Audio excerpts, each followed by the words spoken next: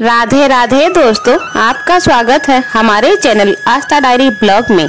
आइए आज सुनते हैं माता सती अनसुईया के तप से कैसे बन गए थे त्रिदेव नन्हे शिशु। अति ऋषि की पत्नी और सती अनसुईया की कथा से अधिकांश धर्मालु परिचित है। उनकी पति भक्ति की लोक प्रचलित और पौराणिक कथा है, जिसमें त्रिदेव ने उनकी परीक्षा लेने की सोची और बन गए नन्हे शिशु। सुने विस्तार से।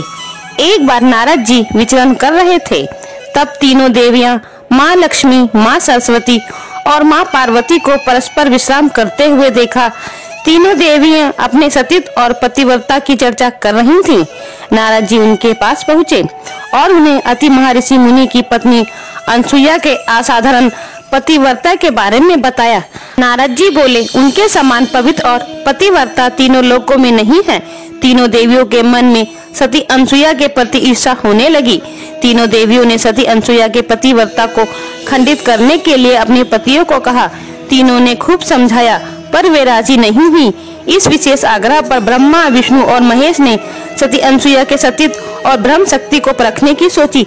जब अति ऋषि आश्रम से कहीं बाहर गए थे, तब ब्रह्मा, विष्णु और महेश तीनों ने यातियों का वेश धारण किया और अति ऋषि के आश्रम में पहुँचे तथा भिक्षा मांगने लगे।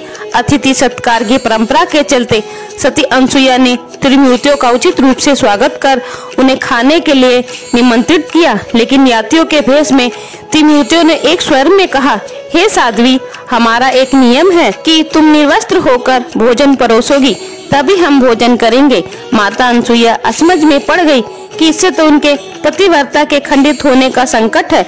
उन्होंने मन ही मन अति ऋषि का स्मरण किया। दिव्य शक्ति से उन्होंने जाना कि यह तो त्रिदेव ब्रह्मा, विष्णु, महेश हैं। मुस्कुराते हुए माता अनसुईया बोली, जैसी आपकी इच्छा। तीनों यातियों पर जल छिड़क उन्हें 3 प्यारे शिशुओं के रूप में बदल दिया। सुंदर शिशु देखकर माता अनसुईया के हृदय में मातृत्व भाव उमड़ पड़ा। शिशुओं को स्तनपान कराया, दूध भात खिलाया, गोद में सुलाया।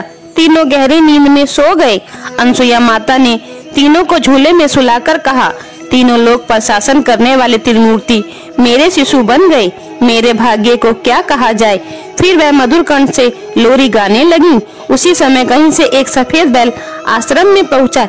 एक विशाल गरुड़ पंख फड़फड़ाते हुए आश्रम पर उड़ने लगा और एक राजहंस कमल को चोंच में लिए हुए आया और आकर द्वार पर उतर गया। यह नजारा देखकर नारद जी, लक्ष्मी जी, सरस्वती जी और पार्वती जी आ पहुँचे। नारद जी ने विनय पूर्वक अनसुईया से कहा, अपने पतियों से संबंधित प्राणियों को आपके द्वार पर देखकर यह तीनों देवियां यहाँ आ गई हैं। यह अपने पतियों को ढूंढ रही थीं। इनके पति को कृपा इन्हें सौंप दीजिए। अनसुईया ने तीनों देवियों को प्रणाम करके कहा, माताओं, झूले में सोने वाले शिशु अगर आपके पति हैं तो इन्हें आप ले जा सकती हैं। लेकिन जब तीनों देवियों ने तीनों शिशुओं को देखा तो एक समान लगने वाले तीनों शिशु गहरी निद्रा में सो रहे थे। इस पर माता लक्ष्मी, माता सरस्वती और माता पार्वती जी भ्रमित होने लगी। नारद ने उनकी स्थिति जानकर उनसे पूछा, क्या आप अपने अपने पतियों को पहचान नहीं सकती? जल्दी से अपने अपने पतियों को गोद में उठा लीजिए। देवियों ने जल्दी में एक एक शिशु को उठा लिया। वे शिशु एक साथ त्रिमूर्तियों के रूप में खड़े हो गए।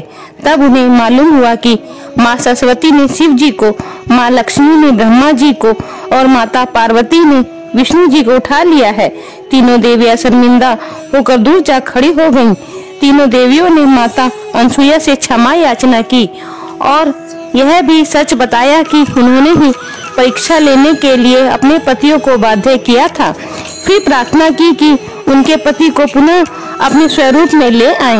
माता अनसुईया ने त्रिमूर्तियों को उनका रूप प्रदान किया। तीनों देव सती अनसुईया से प्रसन्न होकर बोले, देवी वरदान मांगो। त्रिदेवों की बात सुन माता अनसुईया बोली, प्रभु आप तीनों मेरी कोख से जन्म लें, यह वरदान चाहिए, अन्यथा नहीं। तभी से वह माँ सती अनसुईया के नाम से प्रख्यात हुई तथा कालांतर में भगवान त्रिदेव के रूप में भगवान विष्णु का, चंद्रमा के रूप में ब्रह्मा का तथा दुर्वासा के रूप में भगवान शिव का जन्म माता अनसुईया के गर्भ से हुआ। मध्यांतर से ब्रह्मा के अंश से चंद्र, विष्णु के अंश से दत्त तथा शिव के अंश से दुर्वासा का जन्म हुआ था। अगर आप लोगों को माता अनसुईया की ये स्टोरी अच्छी लगी हो तो मेरी वीडियो को लाइक, कमेंट और शेयर कीजिएगा और मेरे चैनल को भी सब्सक्राइब जरूर कीजिएगा। बोले जय माता अनसुईया की जय।